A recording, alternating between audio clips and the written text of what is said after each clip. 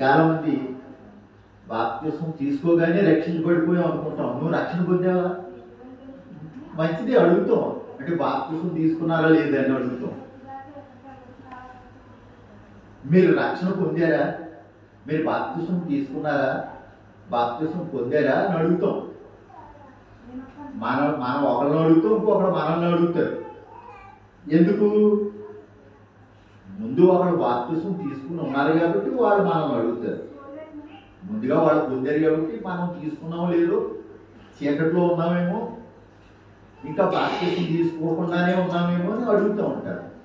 తప్పు లేదు. అయితే బాప్తిస్మం తీసుకున్న వెంటనే రక్షణ వచ్చేసినట్టు కాదు. రక్షించబడ్డానికి ఒక టికెట్ తీసుకున్నావు నువ్వు అంతే. ఆ మార్గంలో వచ్చావు నువ్వు. పురాతన మార్గాలన్నీ విడిచిపెట్టి నీవు రకరకాల మార్గాల్లో తిరిగి అప్పుడు ఏం చేసావు? యేసుక్రీస్తు మార్గంలోకి వచ్చావు. మతం కాదు, మార్గంలోకి వచ్చావు. నేనే మార్గమును సత్యమును జీవమును, నా ద్వారా తప్ప తండ్రి వద్దకు ఎవడు కూడా చేరలేడు అని చెప్పాడు. అక్కడ ఏ దేవుడు ఉన్నాడో ఆ దేవుడి దగ్గరికి వెళ్ళాలంటే యేసుక్రీస్తు ప్రభునే పట్టుకోవాలి. మనం ఒక దేవుడి దగ్గరికి వెళ్ళాలంటే, ఒక దేవుడు ఉన్నాడని నమ్ముతున్నామంటే, ఈ లోకం అంతా ఒక దేవుడు ఉన్నాడని నమ్ముతున్నాడు. ఆ దేవుడి దగ్గరికి వెళ్ళాలంటే యేసుక్రీస్తు ప్రభు అనే మార్గం అని చెప్తున్నాడు. నేనే మార్గమును సత్యమును జీవమును, నా ద్వారా తప్ప ఎవడో కూడా తండ్రి దగ్గరికి చేరలేడు. ఆ తండ్రి నువ్వు ఏమనుకుంటున్నావు కానీ ఆ తండ్రి దగ్గరికి నువ్వు వెళ్ళాలంటే మాత్రం యేసుక్రీస్తు ప్రభు మాత్రమే మధ్యవర్తి. యేసు ప్రభువుని పట్టుకుంటేనే నిన్ను ఆ తండ్రి దగ్గరికి చేరుతాడు. దేవుడు వెలుగై ఉన్నాడు. అందుకనే మీరు లోకమునకు వెలుగై ఉన్నారని చెప్పాడు మత్తయి సువార్తలో. మీరు లోకమునకు వెలుగై ఉన్నారు, లోకమునకు ఉప్పై ఉన్నారు. నేను చెప్పిన మాట కాకినాడలో ఒక అమ్మాయి ఉంది. అయితే మనం ఉప్పు అయితే కూరలో ఉప్పు వేసుకోకలేదండి అన్నది. అంటే తెలియక వెళ్ళలేదు. నేను ఇంకా ఆ రోజు ఇప్పుడుగా చెప్పలేదు, తర్వాత చెప్పాలి. అంటే మనం లోకానికి వెలుగై ఉన్నామనగానే అంటే ఇంకా లైట్లు వేసుకోకలేదండి మన ఇంట్లో అనకూడదు. లోకానికి ఉప్పు అయి ఉన్నారు మీరు అని వేసుకో చెప్పాడని మనం కూరలో ఉప్పు వేసుకోకూడదండి అని అనేకూడదు. మనం వందన అయిపోయి కావాల్సి అనేకూడదు. మనం దేవుడిని హేళన చేసినట్టు ఉంటుంది. ఎందుకంటే మీరు లోకంలో వెలుగై ఉన్నారు, మీరు వెలిగించాలి కొంతమందిని. మిమ్మల్ని వెలుగుగా చేశాను నేను, మిమ్మల్ని ఇంకొకరు వెలిగించాలి. నేను మిమ్మల్ని ఉప్పుగా చేశాను, మీరు సారవంతులుగా ఉండాలి, సారవంతమైనటువంటి జ్ఞానంగా ఉండాలి. చూడండి, భూమి సారవంతులు అయితే ఏం చేస్తున్నారు? పిండి చల్లుతూ ఉంటారు, బలమైన ఎరువులు వేస్తూ ఉంటారు. బలమైన ఎరువులు వేస్తూ ఉంటారు పొలంలో. మొన్న ఎప్పుడు ఆయన రక్తము మనల్ని పవిత్రులుగా చేస్తుంది. మనం అన్యోన్య సహవాసము గలవారమై ఉన్నప్పుడే ఆయన కుమారుడైన యేసు రక్తము ప్రతి పాపం నుండి మనల్ని పవిత్రులుగా చేయను. చాలా మంది ప్రభురాత్రి భోజనం దగ్గర చెప్పినప్పుడు ప్రభురాత్రి భోజనం గురించి, మీరు ప్రభురాత్రి భోజనం తీసుకోరా, వారం తీసుకోరంటే అబ్బాయి మనం పాపులు కదండి అంచేత మేము ప్రతి ఆదివారం తీసుకోవడానికి మనం గర్వమోండి. అందుకని నెలకోసారి అంటారు, 3 నెలలకోసారి అంటారు, 6 నెలలకోసారి అంటారు, ఒక్కొక్కడు సంవత్సరానికి ఒకసారి తీసుకుంటారు. సంవత్సరానికి ఒకసారి వచ్చేస్తున్నామా, 3 పూట్ల తింటున్నాం. ఇంకా ఏమైనా ఆకలేస్తే ఇంకొకసారి కూడా తినడానికి చూస్తామా, టిఫిన్ రూపంగా. ఏదో అల్పాహారం, టిఫిన్ అంటేనే అల్పాహారం, ఏదో కొద్దిగా ఆహారం, అన్నం మొదలు మళ్ళా అంటే అన్నం తినేసినప్పటికీ మళ్ళా 3 గంటలకి ఇది అవుతుంది. ఈ మధ్య మళ్ళీ ఫ్యాషన్ ఏంటంటే బజ్జీల దగ్గరికి వెళ్ళిపోతున్నారు. బజ్జీలు కొట్టితే కాకినాడలోనూ ఇంకా ఈ పల్లెటూరులో కూడా వచ్చేసి బజ్జీలు. అవి తినొద్దు మొర్రు అని ఆ టీవీలో చెప్తున్నారు. మీకు టీవీలు చూస్తారు కదా చక్కగా, అంటే మేము కొనుక్కుంటలేదని అనొచ్చు, కానీ మీ పిల్లలు కొనుక్కుంటారేమో చూడండి. 3 సార్లు 4 సార్లు వాడినటువంటి నూనె ఇంకా మళ్ళీ వాడకూడదటది. మంచి నూనె ఏమైనా వాడతాడు కొని, అంటే శుభ్రమైనటువంటి నూనె. గానుగులు వాడగలరా? మనం ఇంట్లోనే వాడుకోలేకపోతున్నాం. బజార్లో వాడు గానుగులతో తయారు చేసి అమ్మగలడా? నెయ్యితో తయారు చేసి అమ్మగలడా? లేకపోతే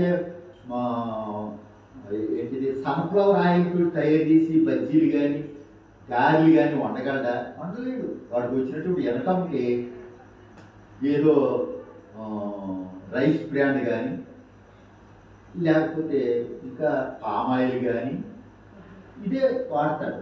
అది 2-3 సార్లు మరిగితే అందులో ఇంక ఏమీ ఉండదండి బలం.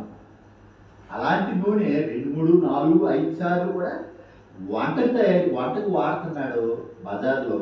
అలాంటి నూనె తినకూడదు, అలాంటి నూనెతో తయారు చేసే తినుబండారాలు తినకూడదు మొర్రో అని చెబుతుంటే వాటి దగ్గరికి పరిగెడుతున్నాడు మానవుడు. వద్దన్నదే చేస్తూ ఉంటాడు. మనిషి చెప్పింది వింటలేదు, మానవుడు చెప్పింది వింటలేదు, దేవుడు చెప్పింది వింటలేదు, దేవుడు చెప్పిన వాక్యాలు వింటలేదు, దేవుడు చెప్పిన సలహాలు పాటించలేదు, మనిషి చెప్పిన మాట లేకపోతే డాక్టర్ గారు చెప్పిన సలహా కూడా పాటించలేకుండా ఉన్నాడు మానవుడు. అంటే ఆరోగ్యం కాపాడుకోవడం కోసం అంటే నేను ఇచ్చినటువంటి సంవత్సరాలకు ముందుగా యాడ చనిపోతావు నువ్వు? ప్రసంగి చెప్తున్నాడు. ప్రసంగిలో అడుగుతున్నాడు, అంటే సొలొమోను మహారాజు గారు అడుగుతున్నాడు. దేవుడట మనకి కొన్ని సంవత్సరాలు ఇచ్చాడట బతకమని భూమి మీద. ఇలా పుట్టగానే అలా చచ్చిపోమని కాదు. కొంతమంది ఒకవేళ చనిపోతే చనిపోవచ్చు, వాళ్ళకు ఉన్నటువంటి బలహీనతను బట్టి, తల్లిదండ్రుల యొక్క బలహీనతను బట్టి అది పిల్లలకు వచ్చి పిల్లలు చనిపోతారు. అయితే ఇక్కడ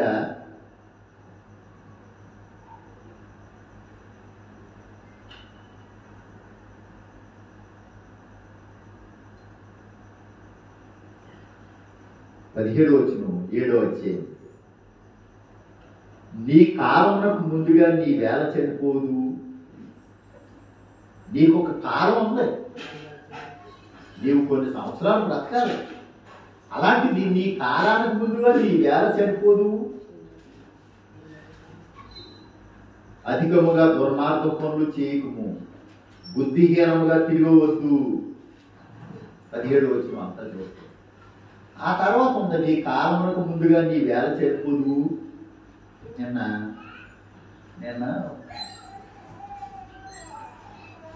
వెంకటకృష్ణారి కూడా వెళ్ళాను, మాకు కరెంట్ చూడమంటే వెళ్ళాను. ఈ టయానికి అక్కడే ఉన్నాను. భార్య పుట్టింటికి వెళ్ళిందట పండగ, అనిల్ పండగ. రాలేదని గడ్డి ముందు అడిగి, ఆ భార్య ఇంటికి రాలేదని గడ్డి ముందు తాగేసాడు. నేనేమో డాక్టర్లు ఏదో సర్వే ఏదోనట, మొన్న చనిపోతే నిన్నంతా బాడీ ఇవ్వలేదు, ఈవేళ కూడా ఆదివారం ఈవేళ ఇస్తారు, లేదు రేపు ఇస్తారని చెప్పుకుంటున్నాడు. వాళ్ళ ఇంటి చాలా విషాదం అనుకుంటుంది. ఇక్కడే వెంకటకృష్ణాపురం ఆ కొరగడిది వాళ్ళ అత్తూరేమో ఇక్కడే సర్పవరం అంట. వెళ్ళిపోవచ్చు కదా, భార్య దగ్గరికి వెళ్ళిపోయి 2 పిల్లలట. ఆ భార్య దగ్గరికి వెళ్ళి వెళ్ళిపోదు మన ఇంటికి అని తీసిపోవచ్చు కదా. రావట్లేదని, ఫోన్ చేస్తే ఎత్తలేదని ఆ చచ్చిపోయే ముందు పోలీసు వాళ్ళకి కంప్లైంట్ చేసేది. నువ్వు ఎందుకు దాగో మొన్నంటే నా భార్యకి ఫోన్ చేస్తే ఎత్తలేదని ఇంకొకరితో మాట్లాడుతుందండి అని చెప్పాడు. వాళ్ళు ఏమో కేసు బుక్ చేశారు. ఇప్పుడు ఆ పిల్లలు పట్టుకుంటారు పోలీసులు, వీడేమో చచ్చిపోయాడు. అయితే దుర్మార్గ పనులు చేయకు, నీ వేళ నాశనం చేసుకుందువు, నిన్ను నీ వేళ నాశనం చేసుకుంటావు. బుద్ధిహీనంగా తిరక్కు నువ్వు. ఓ మానవుడా, ఓ మనిషి, బుద్ధి లేని వాడిగా తిరక్కో. అందుకని కీర్తన గ్రంథంలో ఏమన్నాడు?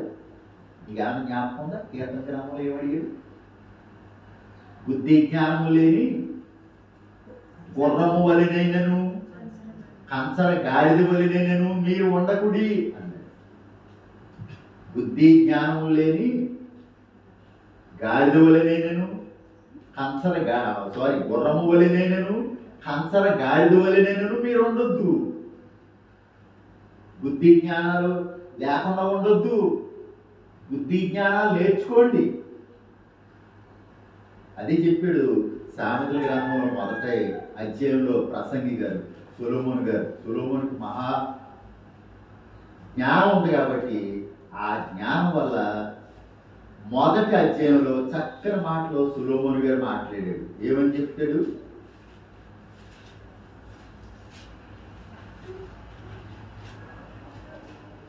దావీదు కుమారుడును ఇశ్రాయేలు రాజునైన సొలొమోను సామెతలు జ్ఞానమును ఉపదేశమును అభ్యసించుటకును, జ్ఞానమును ఉపదేశాన్ని అభ్యసించడానికి, వివేక సల్లాపములను గ్రహించుటకును, నీతి న్యాయ యథార్థతలను అనుసరించుటయందు బుద్ధి కుశలత ఇచ్చు ఉపదేశము నందుటకును, జ్ఞానము లేని వారికి బుద్ధి కలిగించుటకును, యవ్వనులకు తెలివియు వివేచనయు పుట్టించుటకును తగిన సామెతలు.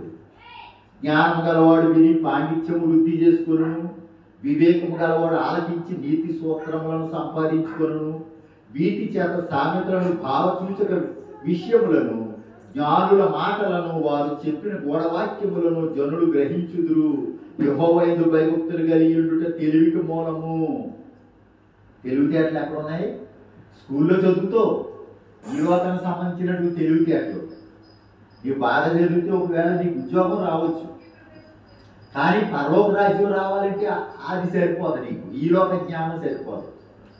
ఈ లోక జ్ఞానం ఇంకా మనల్ని పాపంలో నెట్టడానికి పనికొస్తాయి తప్ప పరలోక రాజ్యం సంపాదించుకోవడానికి పనికిరావు. అందుచేత యెహోవాయందు భయభక్తులు కలిగి తెలివికి మూలము. తెలివితేటలు ఎక్కడ ఉన్నాయంటే యెహోవా దేవుని యందు భయభక్తులు కలిగి ఉంటే చాలట తెలివికి మూలం అట. అయితే ఈ లోకంలో క్లాస్ పుస్తకాలు చదవద్దని కాదు, పరీక్షలు రాయొద్దని కాదు, దేవుడు చెప్పే మాటలు. స్కూల్లో చదువు, కాలేజీకి వెళ్ళి చదువు. ఒక ప్రక్క దేవుని జ్ఞానం కూడా పొందుకుని ఉండాలి. మూర్ఖులు జ్ఞానమును ఉపదేశమును తిరస్కరించుదురు. మూర్ఖుడు అన్నవాడు ఉన్నాడే, వాడు జ్ఞానాన్ని ఉపదేశాన్ని తిరస్కరిస్తూ ఉంటాడు. వాడు మందు ఎలా తాగేసేటండి? ఒక చేత్తో కత్తి పట్టుకున్నాడట, ఒక చేత్తో మందు బాటలట. ఎవరు రాకుండాను దగ్గరికి ఎవడు వెళ్ళిపోతాడు? కత్తి పట్టుకుంటే ఎవరైనా వెళ్ళగలవా? ఎంత బలవంతుడైనా వెళ్ళలేడు, వాళ్ళ నాన్నైనా వెళ్ళలేడు, వాళ్ళ అమ్మాయినా వెళ్ళలేదు, వాళ్ళ వదిలిగాడైనా వెళ్ళదు. ఎవడన్నా దగ్గరికి వచ్చారంటే మాత్రం ఇది ఒక కత్తి నా చేతిలో ఉంది, నన్ను తాగనే ఉంటాయి, ఈ మందు తాగేస్తాను, నేను చచ్చిపోతానని చెప్పి కత్తి జుడిపిస్తూ ఆ మందు తాగేసేటట్టుగా బయటకు.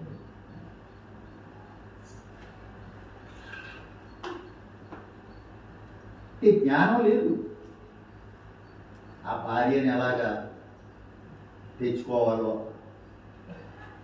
పూల మార్కెట్ దగ్గర వాళ్ళ ఇల్లు, అత్తగారి ఇల్లు సత్వాలు అంత దూరం ఏం కాదు, వెళ్ళిపోవచ్చు. వాళ్ళ అత్తరింటికి వెళ్ళిపోయి 2 రోజులు ఉండొచ్చు, మళ్ళీ కలిసి రావచ్చు. నేను అంతా కూడా ఎంతో స్వాగ సముద్రం అయిపోయింది. అక్కడ ఎంతో మంది వచ్చి ఆ వాకిట్లో వాళ్ళ ఇంటి దగ్గర అలా కుర్చీల మీద కూర్చుని అందరూ చాలా బాధపడ్డారు. అయ్యో, ఎందుకు అలా చేసాడు? 2 పిల్లల మొహం కూడా చూడలేదా ఏంటి అని చెప్పి అందరూ కూడా స్వాగ సముద్రంలో మునిగిపోయారు. మూర్ఖులు అంటున్నాడు దేవుడు. మూర్ఖులు జ్ఞానమును ఉపదేశమును తిరస్కరించుదురు. నా కుమారుడా, నీ తండ్రి ఉపదేశం ఆలకింపుము, నీ తల్లి చెప్పు బోధను త్రోసివేయకము. తల్లి చెప్పు బోధ వినాలి, తండ్రి ఏం చెప్తాడు అది వినాలి పిల్లలు, తల్లి ఏం చెప్తాడు అది వినాలి పిల్లలు. కానీ ఎదిరిస్తున్నారు, తల్లిదండ్రులు ఎదిరిస్తున్నారు. ఏమందో అక్కర్లేదు, మనం దీర్ఘాయువు మనకి దేవుడు ఇచ్చేసేదని చెప్తున్నాడు. ఇదిగో నీ తల్లిని తండ్రిని సన్మానించు, భూమి మీద నువ్వు దీర్ఘాయుష్మంతుడు అవుతావు అని చెప్పాడు. ఇంకా ఐరన్ బిళ్ళలు, బి కాంప్లెక్స్ బిళ్ళలు, ఇలాంటి టానిక్లు ఏవి కూడా బలానికి సంబంధించిన టానిక్లు ఏవి తాగక్కర్లేదు అనుకుంటాను నేను ఈ మాటలు వింటున్నప్పుడు. ఇదిగో నీవు భూమి మీద దీర్ఘాయుష్మంతుడు అవ్వాలంటే నీ తల్లిని తండ్రిని సన్మానించు, అప్పుడు నీవు భూమి మీద దీర్ఘాయుష్మంతుడు అవుతావు అన్నాడు. తల్లిని తండ్రిని సన్మానిస్తే చాలట, అంటే తల్లి తండ్రి చెప్పిన మాటలు వింటే చాలట. బైబిల్లో కూడా ఇలాంటి మనుషులు అక్కడ ఉన్నారు, బుద్ధి లేనటువంటి వారు. అప్పుడు ఆ కాలంలో ఉండి దేవుడి మందిరంలోకి వెళ్ళి, ఓ దేవుడా, నా తల్లిని తండ్రిని నేను చూడను, నువ్వే చూసుకో అనేవాళ్ళు ఉన్నారట. వాళ్ళు కాలు పట్టుకెళ్ళి దేవుడి మందిరంలో ఇచ్చేసుకోరట. నేను చూడను నా తల్లిని తండ్రిని, నువ్వే చూసుకో అని. అంతేటి ఏమో 100 ఇచ్చుకోరు, 200 ఇచ్చుకోరు, అంత ఇచ్చుకోరు. వాళ్ళు ఉన్న డబ్బులు లేవు, కొంత అక్కడ వేసేసుకోరు అనమాట దేవుడు కాని. కానీ దేవుడు చూసేసుకుంటాడు. ఇక ఈడేమో వాళ్ళ కడుపులు కొడతాడు, వాళ్ళేమో తల్లిని తండ్రిని మంచాన్ని పడినప్పుడు ఎవరు చూసుకోవాలి? దేవుడు చూసుకోవాలి. ఉంటుంది, మత్తయి సువార్తలో ఉంటుంది ఆ మాట.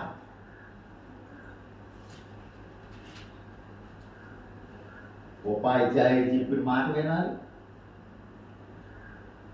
లెక్చరర్గా చెప్పిన మాట వినాలి, ఇంటి దగ్గర తల్లిదండ్రులు చెప్పిన మాట కూడా వినాలి. వింటేనే నీవు దీర్ఘాయుష్మంతుడు అవుతావు. ఏం చెప్తారు? తండ్రి పాడైపోమని చెప్తాడా? తల్లి పాడైపోమని చెప్తుందా పిల్లల్ని? చెప్పదు. జాగ్రత్తగా చదువు, ఎవరితోటి జత కొడకు. పెందలకాడి ఇంటికి రా, పెందలకాడే కాలేజీకి వెళ్ళు, పెందలకాడే స్కూల్కి వెళ్ళు.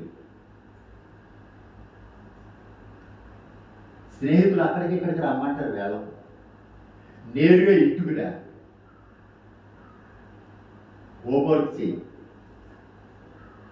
క్లాస్కి వెళ్ళినప్పుడు క్లాస్ వర్క్ చేయి.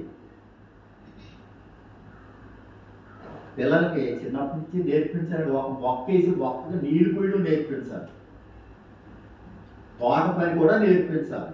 మనకున్న 2 మొక్కలే, ఆ 2 మొక్కలకి వాళ్ళని నీళ్లు పోయమని చెప్పాలి, చదవమని చెప్పాలి. కాబట్టి అంబేద్కర్ గారు అంత చదువు చదివాడేట, ఆ డిగ్రీ మనకి జ్ఞాపకం ఉండదు కదా. ఏమంటే ఇలాంటి రోజుల్లో మన పిల్లల్ని చదివించలేకపోతున్నాం. నేను చదువుకోకపోయాను, పిల్లల్ని చదివించలేకపోయాను.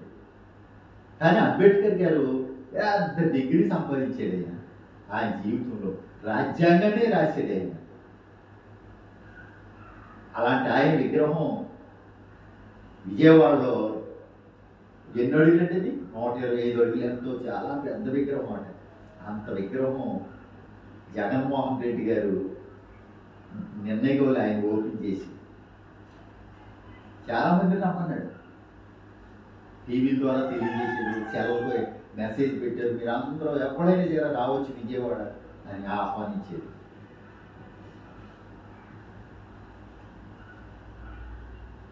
చాలా సంవత్సరాలు మరుగుపడిపోయినటువంటి అంబేద్కర్ ఈనాడు రాజ్యాంగ నిర్మాత ఎవరో తెలియదు ప్రపంచానికి. ప్రపంచానికి తెలిసిన మన దేశం వాళ్ళకి తెలియదు. ఎందుకంటే ప్రపంచం అంతా తిరిగి వాళ్ళ యొక్క రాజ్యాంగాలు చదివి అప్పుడు మన భారతదేశానికి రాజ్యాంగాన్ని రాసేది. ఆయనకి ఎంతో గౌరవిస్తుంది దేశం, ఆయన ఎంతో పైకి ఎత్తేస్తుంది ఆ మహానుభావుడు. నా కుమారుడు, నీ తండ్రి ఉపదేశం ఆలకించు, నీ తల్లి చెప్పు బోధను త్రోసివేయకుము, అవి నీ తలకు సొగసైన మాలికయు, నీ కంఠమునకు హారములునయుండును. అవి మన తలకి సొగసైన మాలికట. మాలిక అంటే ఒక దండ అన్నమాట. మాలిక అంటే దండ. సొగసైన మాలికయు నీ కంఠమునకు హారములునయుండును. అది బంగారం హారం అవ్వచ్చు, లేకపోతే వజ్రాల హారం అవ్వచ్చు, ఏదో హారం మొత్తానికి. ఏ హారం అట? కంఠమునకు హారములునై ఉండును. కంఠానికి హారం ఏం ధరించుకోకలేదు, అవి కంఠానికి హారములునై ఉండును. ఇదిగో నీ తండ్రి చెప్పే బోధన త్రోసివేయకు, నీ తల్లి చెప్పే బోధన త్రోసివేయకు, నీ తండ్రి ఉపదేశము త్రోసివేయకు, ఆలకించు. నా కుమారుడా 10 పాపులు నిన్ను ప్రేరేపింపగా ఒప్పకము. నీవు జ్ఞానవంతుడు అయితే, తెలివితేటలు ఉంటే, నీ తండ్రి చెప్పే బోధను నువ్వు ఆలకిస్తున్నట్లయితే, నీ తల్లి చెప్పే బోధను నీవు త్రోసివేయకుండా ఉంటే, నువ్వేం చేస్తావు? పాపులు ప్రేరేపిస్తున్నప్పుడు వారి జోలికి నువ్వు వెళ్ళవు, ఆ ప్రేరేపణకు నువ్వు ఒప్పుకోవు, తప్పుకుంటావు.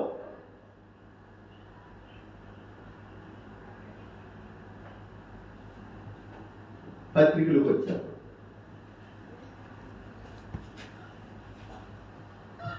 దేవుడు వెలుగై ఉన్నాడు, జ్ఞాపకం పెట్టుకోండి. మన దేవుడు వెలుగై ఉన్నాడట. మీరు కూడా వెలుగులో ఉండాలి, నడవాలి. ఎప్పుడు మనల్ని ఆయన యేసు ప్రభు రక్తం పవిత్రులుగా చేస్తుందట.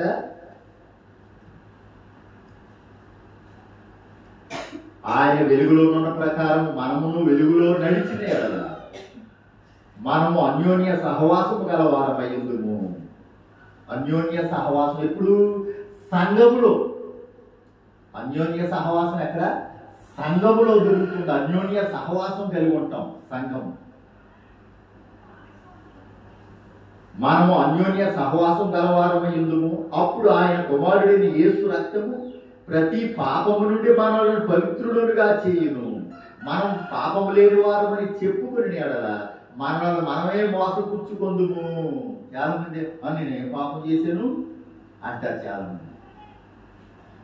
కాదు, మనం పాపాలు దేవుడి దగ్గర ఒప్పుకోవాలి. మనుషుల దగ్గర ఒప్పుకోకపోయినా దేవుడి దగ్గర ఒప్పుకోవాలి. నేను పాపిని అని ఒప్పుకోవాలి. లేదు నాలో పాపం లేదు అన్నట్లయితే మనలో మనమే మోసం చేసుకుంటున్నామట, మోసపుచ్చుకుంటున్నామట. మరియు మనలో సత్యం ఉండదు. సత్యం ఉండదట మనలో సత్యం ఉండదు. మన పాపంలో మనం ఒప్పుకున్న ఎడల ఆయన నమ్మదగిన వాడును నీతిమంతుడు కనుక ఆయన మన పాపలను క్షమించి సమస్త దుర్నీతి నుండి మనలను పవిత్రులుగా చేయును. ప్రతిసారి మనం ప్రతిరోజు కూడా పాపులుగానే ఉంటాం. ఏదో దానిలో మనం ఏదో ఒక మాటలో తప్పిపోతూ ఉంటాం, ఆజ్ఞను అతిక్రమిస్తూ ఉంటాం. తండ్రి మాటను ఆలకించలేదనుకోండి, అది తప్పే. తల్లి మాటను తిరస్కరించామనుకోండి, అది తప్పే. అప్పుడు దేవుడి దగ్గరికి వచ్చి క్షమాపణ అడగాలి. ఆదివారం ఎందుకు ఇచ్చాడు దేవుడు? మన పాపాలన్నీ కూడా ఆదివారం ఆయన దగ్గర ఒప్పుకుంటామని మనకు ఆదివారం నిర్ణయించాడు దేవుడు యేసుక్రీస్తు ప్రభు ద్వారా.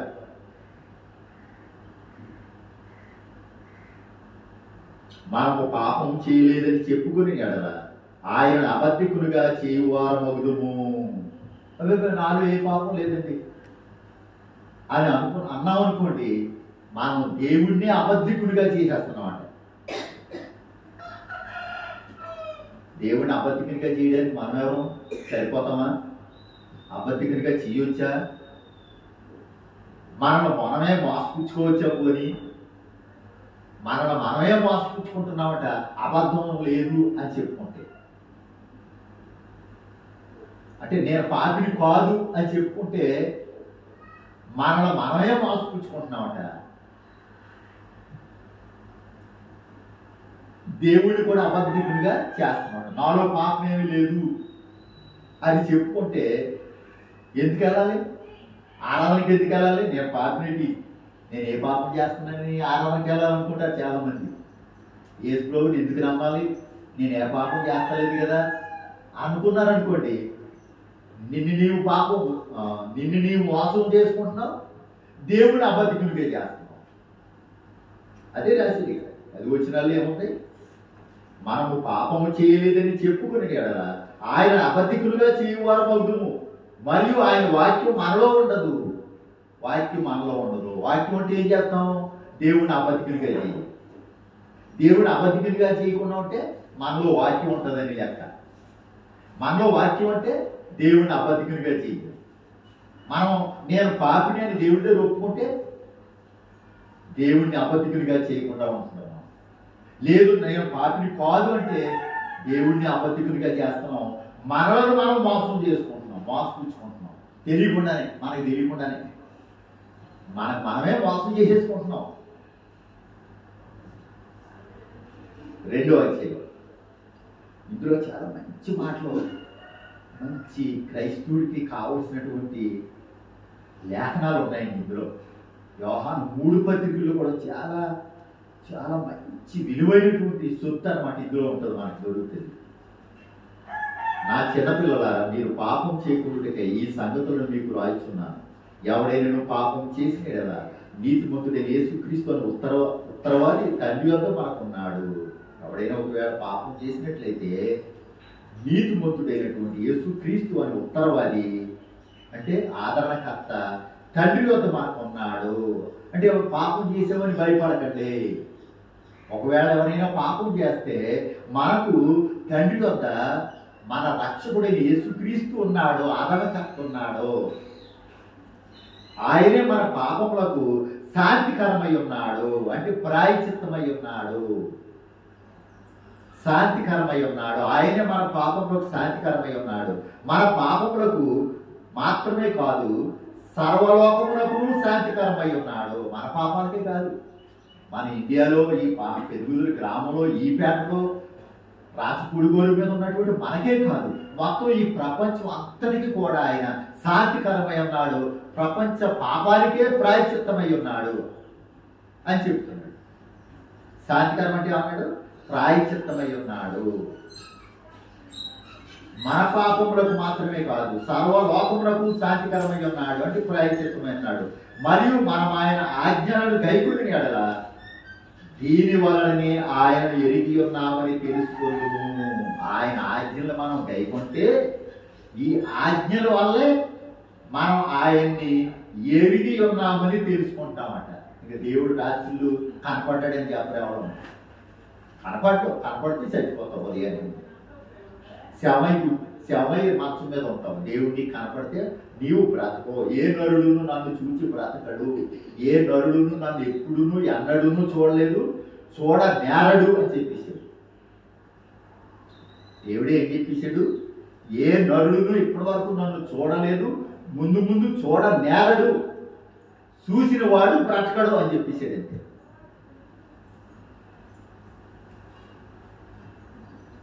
మరి ఎవడో దేవుడేంటి? దేవుడు ప్రేమ అయి ఉన్నాడు. మనం ఒకరికొకరు ప్రేమించుకుంటే అందులోనే ప్రేమ దేవుడై ఉన్నాడే. ఆ ప్రేమే దేవుడే. ఈ గ్రంథంలోనే మనకు కనపడుతుంది. తాను చూచుచున్నటువంటి సహోదరుని ప్రేమింపని వాడు తాను చూడలేనటువంటి దేవుని ఏ ప్రేమించగలడు అని అడుగుతున్నాడు. మనం పేజీ తిరిగేస్తే వస్తుంది మనకి. తాను చూస్తున్న భూమి మీద చూస్తున్నటువంటి తన సహోదరుడిని లేకపోతే సహోదరిని ప్రేమింపలేని వాడు కనపడలేదు దేవుడు. ఆ కనపడని దేవుడిని నేను దేవుడిని ప్రేమిస్తున్నాను, నేను దేవుడిని ప్రేమిస్తున్నాను, దేవుడు అంటే నాకు చాలా ఇష్టం, దేవుడు అంటే నాకు చాలా ఇష్టం. ఏది సంవత్సరానికి ఒకసారి వెళ్ళి సంవత్సరానికి కూడా వెళ్ళరు. దేనికి? ఆరాధన. సంవత్సరానికి ఒకసారి కూడా దేవుని మందిరానికి వెళ్ళలేనటువంటి వారు కూడా చెప్తూ ఉంటారు, దేవుడు అంటే నాకు చాలా ఇష్టం, నేను దేవుడిని ప్రేమిస్తున్నాను, నేను కానుకలు పంపుతున్నాను. అందుకనే పాత నిబంధనలు ఏమన్నాడు? ప్రసంగి గ్రంథంలో ఏమన్నాడు? బుద్ధిహీనులు అర్పించినట్లుగా బలి అర్పించుట కంటే, బుద్ధిహీనులేనా? భక్తిహీనులు అర్పించినట్లుగా బలి అర్పించుట కంటే సమీపించి ఆలకించుట శ్రేష్టము అన్నాడు. భక్తిహీనుడు అర్పించినట్లుగా. చూడండి ఏమనుందో ప్రసంగి గ్రంథం. అంటే భక్తిహీనులు అన్నాడా బుద్ధిహీనులు అన్నాడా? అది మనకు కావాలి. ప్రసంగి గ్రంథం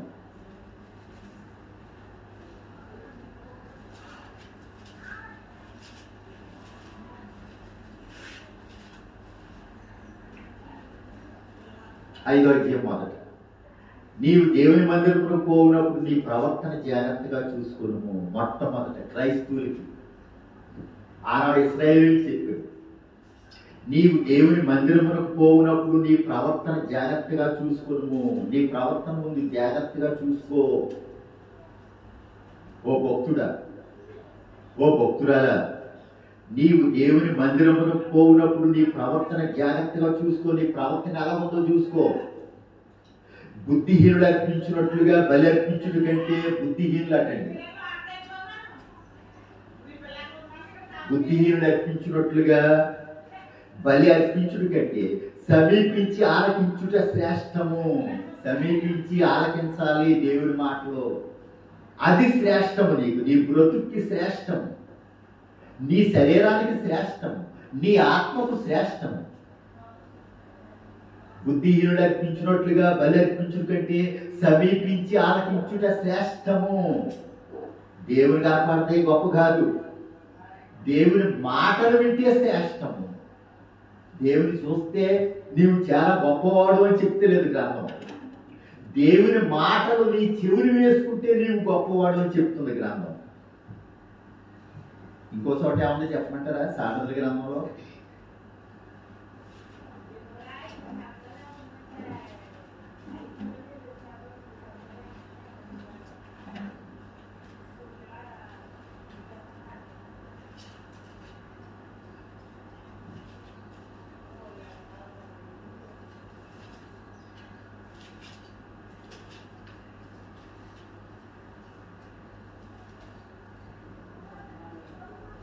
28వ అధ్యాయం సామెతల గ్రంథం అండర్లైన్ చేసుకుంది.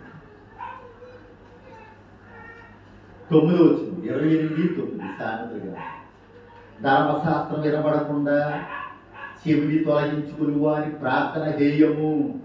ధర్మశాస్త్రం వినబడకుండా చాలా మంది క్రైస్తవులు కూడా చాలా మంది దేవుడి వాక్యం వినడానికే ఇష్టపడరు.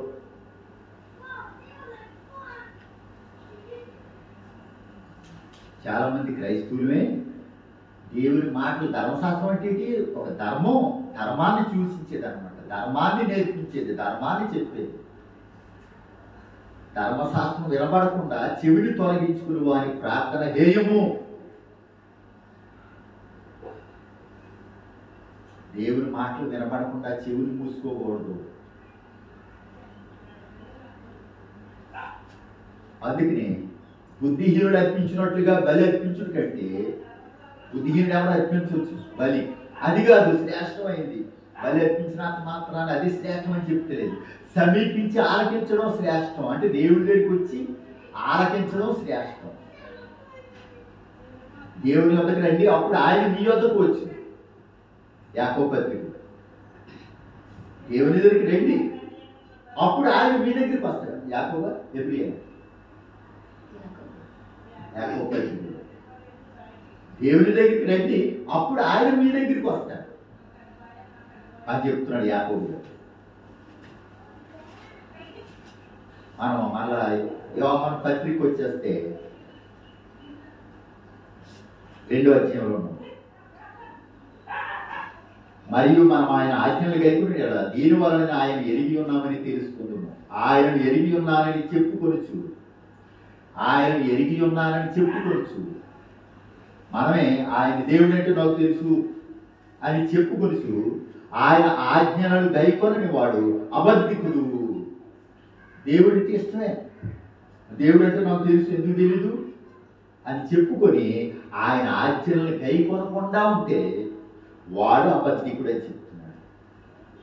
అబద్ధికుడు అయిపోతున్నాడు. తనతోనే వాసం చేసేసుకుంటున్నాడు. తన ఆత్మని తానే రక్షణ లేకుండా చేసుకుంటున్నాడు అని అర్థం. ఆయన ఆజ్ఞలను గైకొన్న వాడు అబద్ధికుడు. ఆయన ఎరిగి ఉన్నానని చెప్పుకునేవాడు ఆయన ఆజ్ఞలు కూడా గైకొనాలి. వారిలో సత్యము లేదు, ఇంకోటి ఏమి లేదు, సత్యము లేదు, వాక్యం లేదు, సత్యం లేదు. ఆజ్ఞలు గైకొట్టలేదు, సత్యం లేదు. ఆయన వాక్యము ఎవడు గైకొనును వారిలో దేవుడి ప్రేమ నిజముగా పరిపూర్ణమయ్యను.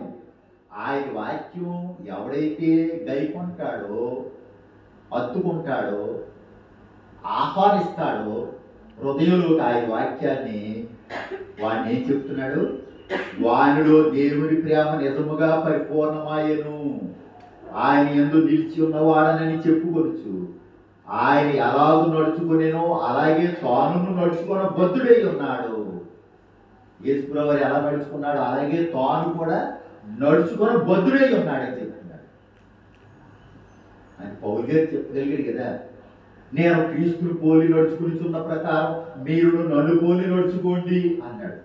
అలాగా 4-5 సార్లు ఉంటుంది ఆ మాటలు. తర్వాత వచ్చి నెల చూపిస్తాను మీకు. ఆ మాటలు ఉండాలి మనకి మైండ్లో రికార్డ్ అవ్వాలి. లేకపోతే బైబిల్ మీదన్నా బైబిల్లోనన్నా అండర్లైన్ చేసుకుని ఉండాలి. క్రైస్తవులు అనే మాట ఎన్నిసార్లు ఉంది బైబిల్లో? క్రైస్తవులు అనే మాట ఎన్నిసార్లు ఉంది? 3 సార్లు కనపడుతుంది. క్రొత్త నిబంధనలు 3 సార్లు. పాత నిబంధనలు క్రైస్తవులు కదా, ఇశ్రాయేలీ. క్రొత్త నిబంధనలు 3 చోట్ల కనపడుతుంది.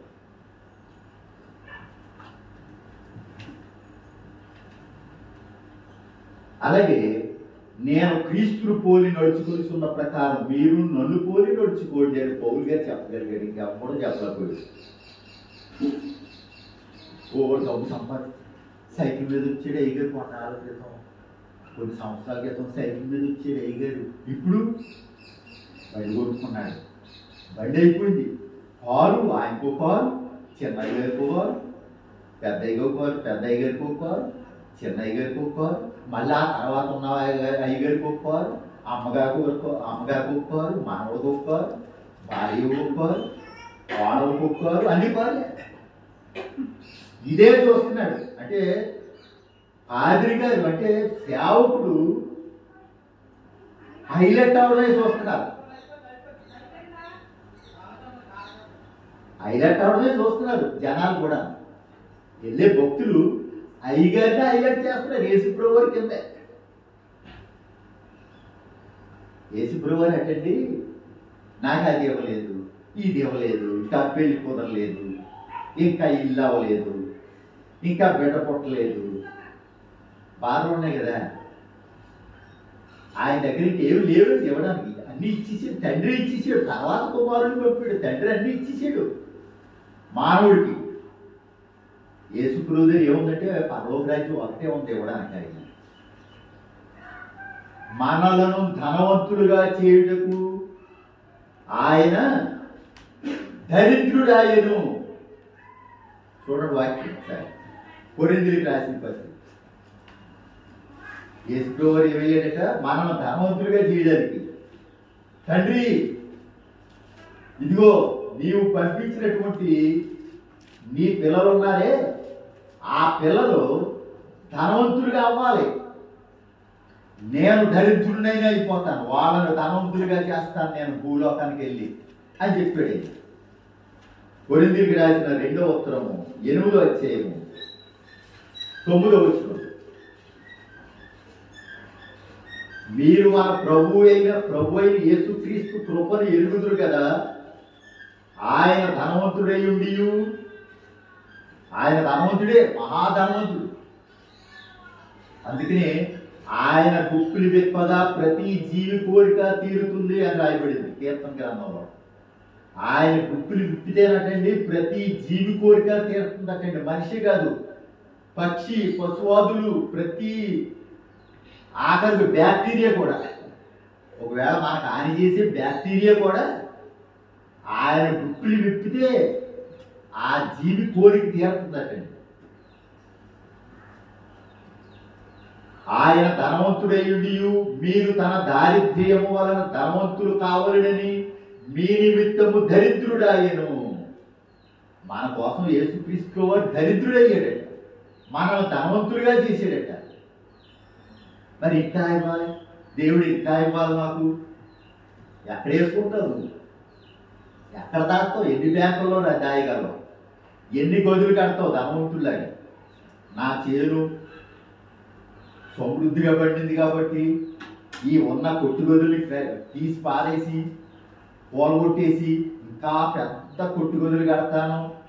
ఓ నా ప్రాణమా, తిరుము తాగుము సుఖించుము అని చెప్పుకుంటుంటే, వెర్రివాడ ఈ రాత్రే నీ ప్రాణం అడుగుతున్నారు అన్నాడంతే లోకాసు వార్తలో.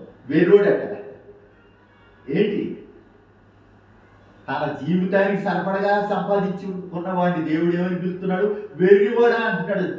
జ్ఞానవంతుడా అంటలేదు. జ్ఞానవంతుడైతే అంత సంపాదించుకోడు, తన ప్రాణంతో చెప్పుకోడు. వెర్రోడు కాబట్టి తన ప్రాణంతో చెప్పుకున్నాడు ఒక రాత్రి సమయంలో. ఓ నా ప్రాణమా, తినుము త్రాగుము సుఖించుము. ఇదిగో నీకు ఆస్తి బోళ్ళంత కూర్చాను, నేను సమకూర్చాను. ఇదిగో ఉన్న కొట్టు గదులు పడగొట్టేసి పెద్ద కొట్టు గదులు కడుతున్నాను. ధాన్యం అంతా అందులో వేస్తాను, గోధులు వేస్తాను. ఓ నా ప్రాణమా, నువ్వేమి దుఃఖపడకు, తిను త్రాగు సుఖించు అంటుంటే దేవుడికి వినబడింది, వెర్రివాడ ఈ రాత్రే నీ ప్రాణం అడుగుతున్నారు. ఎవరు అడుగుతున్నారట? అడుగుతున్నారు అనలేదు, అడుగుతున్నారు అనే మాట రూ కనపడుతుంది. అంటే మనకంటే ముందు, అంటే ఆ ధనవంతుడి కంటే ముందు చచ్చిపోయినటువంటి వారు దేవుణ్ణి అడుగుతున్నారట. వాడిని ఎప్పుడు పిలుస్తావు ప్రభువా? ఆ ధనవంతుడు ఉన్నాడే లోకంలో, భూమి మీద ఉన్నాడు, మమ్మల్ని అయితే పిలిచేసావు, మరి వాడిని ఎప్పుడు పిలుస్తావు? ఓ నా ప్రాణమా, తినుము త్రాగుము సుఖించుమని చెప్పుకుంటున్నాడు తన ప్రాణంతో. వాడిని ఎప్పుడు పిలుస్తావు మా దగ్గరికి అని అడుగుతున్నారు. అందుకనే దేవుడు, వెర్రివాడ ఈ రాత్రి నీ ప్రాణములు అడుగుతున్నారు. నీవు సంపాదించిందంతా ఎక్కడ ఎవరికి పెడతావు? ఎక్కడ పెడతావు? ఎక్కడ ఉంచుతావు దాన్ని? నీకు కూడా ఏమన్నా వస్తుందా? నువ్వు సంపాదించిందంతా ఏమవుతుంది? ఒకసారి ఆలోచించవా నువ్వు అని అడిగాడు లోకాసు వార్తలో. అయితే మనల్ని ధనవంతులుగా చేయడానికి ఆయన దరిద్రుడు అయ్యాడటండి. ఈ మాట నేను కాకినాడలో ఒకరు చూపించాలండి. ఎందుకంటే దేవుడు అన్నాడు ఉంటే రోగాలన్నీ తీసేయచ్చు కదండి, ఈ బాధలన్నీ తీసేయచ్చు కదండి అంటుంది ఒక ఆవిడ, లక్ష్మి గారు. రేపు వెళ్ళినప్పుడు ఆవిడకి వాక్యం చూపించాలి. ఆవిడే కాదు, నేను కూడా ఆ వాక్యాన్ని మదిలో ఉంచుకోవాలి. ఇదిగో నేను ధనవంతుడిగా చేయడానికి నేను దరిద్రుడు అయ్యాను అని చెప్తున్నాడు. మనకి ఈ లోకం అంతటికీ చెప్తున్నాడు ఆయన. అయితే 5-6 వచనాలు ముగించుకుందాం. ఆయన వాక్యం ఎవడు గైకును? యోహాను పత్రిక వచ్చేసాం. వాడిలో దేవుడి ప్రేమ నిజముగా పరిపూర్ణమయ్యను. ఆయన యందు నిలిచి ఉన్నవాడనని చెప్పుకునేవాడు ఆయన ఎలాగూ నడుచుకునేనో అలాగే తాను నడుచుకున్న బద్ధుడై ఉన్నాడు. మనం ఆయన యందు ఉన్నామని దీని వల్ల తెలుసుకున్నాము, దేవుల్లో ఉన్నాము అని చెప్పుకునే మనము ఏమని ఉండాలి అని చెప్తున్నాడు. ఆయన ఎలాగూ నడుచుకునేనో అలాగును మనం కూడా నడుచుకున్న బద్ధులమై ఉన్నాము అని చెప్తున్నాడు. ప్రియులారా, మొదటి నుండి మీకున్న పూర్వపు ఆజ్ఞనే కానీ క్రొత్త ఆజ్ఞను నేను మీకు రాయట్లేదు. ప్రియులారా, మొదటి నుండి ఉన్నటువంటి ఆజ్ఞలే, మీకేం కొత్తగా రాయడం లేదు. మొదటి నుంచి ఏ ఆజ్ఞలు ఉన్నాయో అయ్యే రాస్తున్నాను మీకు తిరిగి. మళ్ళీ నేను రాస్తున్నాను ఉత్తరం పూర్వకంగా. పూర్వపు ఆజ్ఞనే కానీ క్రొత్త ఆజ్ఞను నేను మీకు రాయట్లేదు. ఈ పూర్వపు ఆజ్ఞ మీరు విన్న వాక్యమే. ఆజ్ఞ అంటే ఏంటి? వాక్యమే, మీరు విన్న వాక్యమే మళ్ళీ ఇంకోసారి రిపీట్ చేస్తున్నాను మీకు. మరియు క్రొత్త ఆజ్ఞను మీకు రాయిస్తున్నాను. చీకటి గతించుతున్నది. 8వ వచనం ఏంటి? ఇదిగో కొత్త ఆజ్ఞను రాస్తున్నాను నేను. ఏంటంటే చీకటి గతించుతున్నది, సత్యమైన వెలుగు ఇప్పుడు ప్రకాశించుతున్నది. చీకటి గతించుతున్నది అంటే ఇశ్రాయేలీయులు ఉన్నప్పుడు 10 ఆజ్ఞలు అన్నమాట. ఇశ్రాయేలుకి ఇచ్చినటువంటి ధర్మశాస్త్రం గతించిపోయింది. క్రొత్త ఆజ్ఞ మీకు ఇస్తున్నాను. ఏంటంటే చీకటి గతించుతున్నది, సత్యమైన వెలుగు ఇప్పుడు ప్రకాశించుతున్నది. కనుక అది ఆయన యందును మీ యందును సత్యమే. వెలుగులో ఉన్నానని చెప్పుకొనుచు 9వ వచనం చాలా ముఖ్యమైన వచనం. ఎంత చెప్పాను కదా, పేపర్ తిరగేస్తే వస్తుందని నేను ఇక్కడే కనపడుతుంది. సత్యమైన వెలుగు ఇప్పుడు ప్రకాశిస్తున్నది కనుక అది ఆయన యందును మీ యందును సత్యమే. వెలుగులో ఉన్నానని చెప్పుకొనుచు తన సహోదరిని ద్వేషించేవాడు ఎప్పటి వరకు చీకటిలోనే ఉన్నాడు. కొత్త ఆజ్ఞ. నా ఫ్రెండ్ నేను నా స్నేహితుడు ప్రేమిస్తున్నాను, నా పొరుగువాడిని ప్రేమిస్తున్నాను అది చెప్పుకునేవాడు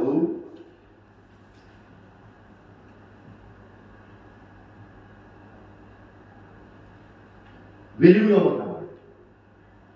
సహోదరుని ప్రేమకునేవాడు చీకటిలో నడుస్తున్నవాడు. ఏమంటున్నాడు 9వ వచనం, వెలుగులో ఉన్నానని చెప్పుకొనుచు తన సహోదరిని ద్వేషించువాడు ఎప్పటి వరకు చీకటిలోనే ఉన్నాడు. తన సహోదరిని ప్రేమించువాడు వెలుగులో ఉన్నవాడు.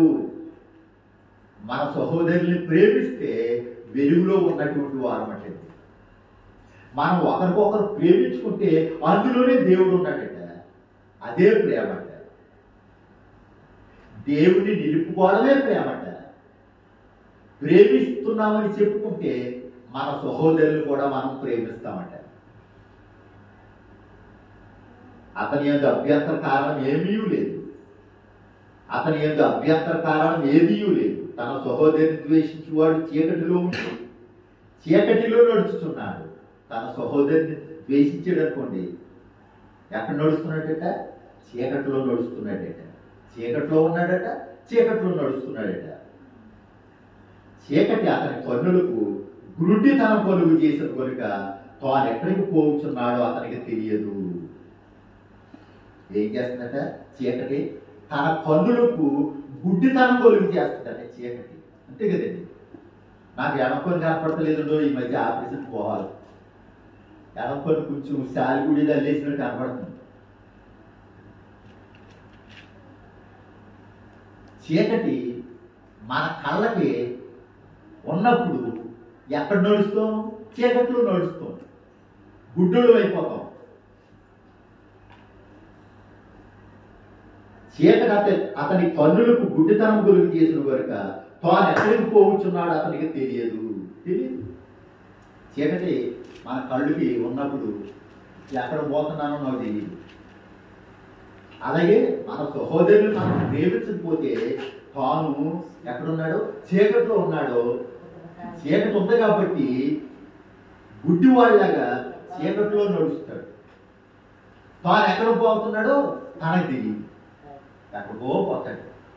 ఎక్కడికి పోతున్నాడో తెలియదట. ఏంటి? కళ్ళుడు కూడా నిండి. కళ్ళుడు గుడ్డోడి గురించి కాదు, ఇది కళ్ళు ఉన్నటువంటి వాడి గురించే మాట్లాడుతున్నాడు. తన సహోదరుని ప్రేమించకపోతే తాను చీకట్లోనే ఉన్నాడు. చీకట్లో ఉండి గుడ్డితనం కలుగు చేసేసింది కాబట్టి చీకటి తాను ఎక్కడికి పోతున్నాడో అతనికి తెలియదు. ఎక్కడికి పోతున్నాడు? నరకంలో పోతాడు. తెలుసుకోలేడు. తెలియకుండానే నరకానికి దారి తీసేసుకుంటాడు. సహోదరుని ప్రేమిస్తే ఎందులో ఉన్నామట? వెలుగులో ఉన్నామని చెప్తున్నాడు. ప్రేమించకపోతే, ద్వేషిస్తే గుడ్డితనం కలిగి ఉంటుందట మన కళ్ళకి. మనం ఎక్కడికి పోతామో మనకు తెలియదట. నీకు కనపడినటువంటి నీ సహోదరిని నీవు ప్రేమించలేనప్పుడు నీవు చూడలేనటువంటి నీ దేవుడిని ఎలా ప్రేమిస్తున్నావని నేను అనుకుంటాను. నేను నీకు కనపడతలేదు. దేవుడు మాట్లాడుతున్నాడు, నేను కనపడతలేదు నీవు భూమి మీద ఉన్న నీ సహోదరుడినే నువ్వు ప్రేమిస్తలేదు. నేను నీకు కనపడను. నీవు నన్ను ప్రేమిస్తున్నానంటే ఎలా నమ్ముతాను నేను? నీ సహోదరుని ప్రేమించు, అప్పుడు నన్ను ప్రేమిస్తున్నానని చెప్తున్నావా? నీ సహోదరుని కూడా ప్రేమించు. వాక్యాన్ని ప్రేమించు. నీ తండ్రి చెప్పే బోధను త్రోసేయద్దు. నీ తండ్రి చెప్పే ఆజ్ఞలు నీవు మేరొద్దు. నీ తల్లి చెప్పే బోధను నీవు త్రోసిపోయవద్దు. అవి నీ తలకు మాలికలు, నీ కంఠమునకు హారములై ఉండును. సామెత గ్రంథం. బుద్ధిహీనుడు అర్పించున్నట్లుగా బలి అర్పించుట కంటే సమీపించి ఆలపించుట శ్రేష్టము. ప్రసంగ 5వ అధ్యాయం 1వ వచనం. 28:9 సామెతలు. ధర్మశాస్త్రం వినపడకుండా తన చెవిని తొలగించుకునేవాడు వారి ప్రార్థన ధ్యేయము అన్నాడు. నీ ప్రార్థన వెంట దేవుడు ధర్మశాస్త్రాన్ని, దేవుని మాటలను వినపడకుండా చెవిని మూసుకుంటున్నావేమో, ఇంట్లో కూర్చుంటున్నావేమో, సమీపించి ఆలకించకుండా ఇంట్లో కూర్చుంటున్నావేమో. నీకు ఎప్పుడైతే గవర్నమెంట్ జాబ్కి వెళ్ళిపోతున్నావా, ఆదివారం సెలవు లేదా, వెళ్ళు.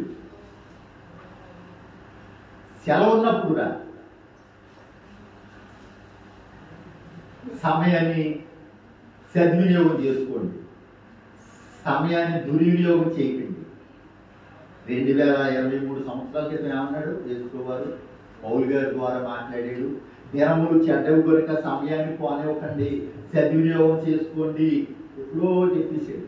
దినములు చెడ్డలు ఎప్పుడవి? యేసువారు వచ్చే దినాల్లోనే దినాలు చెడ్డవి అని చెప్పాడు. ఇప్పుడు ఇంకా చెడ్డవి అయిపోయాయి. అప్పుడే కాదు, ఇప్పుడు ఇంకా చెడ్డవి అయిపోయాయి. మనుషులందరూ ఎలా ఉన్నారు? అమ్మో, ప్రమాదకరంగా ఉన్నారు. మానవ బాంబులైపోతున్నారు.